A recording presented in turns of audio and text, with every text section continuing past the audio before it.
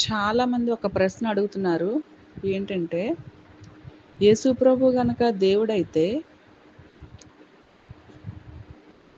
ఆయన్ని సిలువకెక్కించి చంపడానికి ప్రయత్నం చేస్తున్నప్పుడు, ఆయనే దేవుడైతే వారిని ఎందుకు ఆపలేదు అని. అయితే మీకొచ్చినటువంటి ఇక డౌట్‌ని క్లారిఫై చేస్తాను. చివరి వరకు ఈ ఆడియో వినండి. ఏంటంటే, అసలు యేసు ప్రభువారు పరలోకం నుంచి ఈ భూలోకానికి వచ్చిందే తన ప్రాణాన్ని పెట్టటానికి. ఆయన రక్తాన్ని చిందించి ఆయన సిలువలో బలియాగం అయిపోవటానికి ఆయన ఈ భూలోకానికొచ్చారు. ఎవరు ఆయన ప్రాణాన్ని తీయటం లేదు. పరిశుద్ధ గ్రంథంలో యోహాను సువార్త 10వ అధ్యాయంలో యేసుప్రభువారు ఒక మాట చెప్తారు. ఏంటంటే, ఎవడును నా ప్రాణము తీసుకొనడు, నా అంతట నేనే దాన్ని పెట్టుచున్నాను అని. ఆయన ప్రాణాన్ని ఎవరు తీయటం లేదు. ఆయనంతట ఆయన తన ప్రాణాన్ని పెడుతున్నారు. ఎందుకో తెలుసా?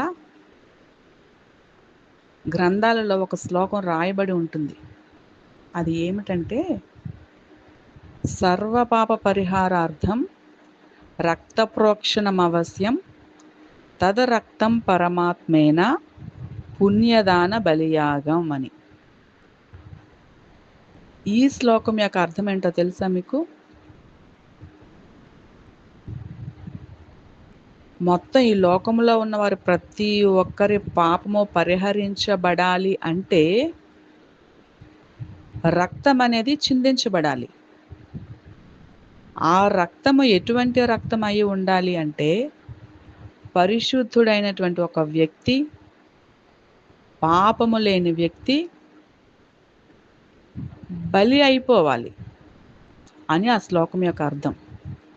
మీరు చేస్తున్న పాపాలకి ఏడాదికి ఒక మారు ఏ కోడునో గొర్రెనో కోసేసి రక్తాన్ని చిందించేసి మా పాపాలన్నీ సంవత్సరమంతా చేసిన పాపాలన్నీ పోయాయి అనుకుంటే అది కరెక్ట్ కాదు. ఈ శ్లోకం యొక్క అర్థం ప్రకారము పరిశుద్ధుడైన ఒక వ్యక్తి బలి అయిపోవాలి, రక్తాన్ని చిందించాలి. అది ఎవరో ఒక్కరి కోసం ఆయన రక్తాన్ని చిందించటం లేదండి.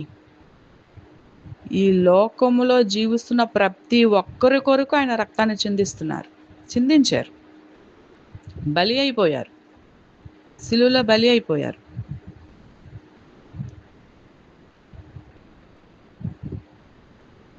ఆయనలాగా పరిశుద్ధుడైన వ్యక్తి ఎవరు లేరు కాబట్టి యేసుప్రభు ఒక సవాల్ విసురుతున్నారు. నాలో పాపం ఉన్నదని ఎవరు స్థాపించగలరు అని.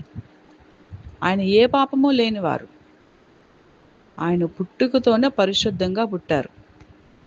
ఆయన పుట్టినప్పటి నుంచి ఆయన జీవించిన దినాలన్నీ కూడా చాలా పరిశుద్ధంగా జీవించారు. అందుకే అటువంటి పరిశుద్ధుడైన ఒక వ్యక్తి సిలువలో బలియాగం అయిపోయారు. ఆయన రక్తాన్ని అంతటినీ చిందించారు. ఈ లోకంలో ఉన్న పుట్టిన ప్రతి ఒక్కరి కొరకు. కాబట్టి మీరు ఒక కోడినో గొర్రెనో బలి ఇవ్వాల్సిన అవసరం లేదు. వాటి యొక్క రక్తాన్ని చిందించాల్సిన అవసరం లేదు. ఎందుకంటే అందరి కొరకు ఆయనే రక్తాన్ని చిందించి బలి అయిపోయారు కదా. కాబట్టి నీ పాపాల కొరకు నువ్వు కోడిని గొర్రెని బలి ఇవ్వాల్సిన పని లేదు. కాబట్టి నీ కొరకు రక్తాన్ని చిందించి బలి అయిపోయినటువంటి యేసు ప్రభు దగ్గరికి వస్తే ఆయన నీ పాపాలన్నీ కడిగివేస్తారు, క్షమిస్తారు.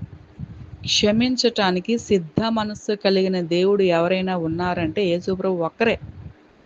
నువ్వు వచ్చి ప్రభువా నా పాపాలన్నీ క్షమించు అని ఒక్క మారు నువ్వు అడిగితే ఆయన నీ పాపాలన్నింటినీ క్షమించేస్తాడు.